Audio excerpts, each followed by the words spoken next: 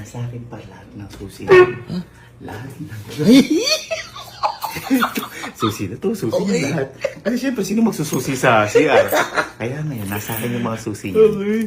Bibiglain natin, papasok tayo, at saka bibigyan natin sila ng words of wisdom. Ano naman yun? Yata dun si Kenzie. It's time. It's time. It's time. Tumikot ka. Motivational speaker na.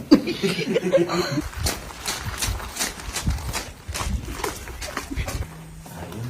Wala kasi si Kojak. Hindi kasi tatay ni Kojak po ngayon. Nakapokus sa pag-aaral ngayon yun. Pero si Kojak kasi yung grabe mo.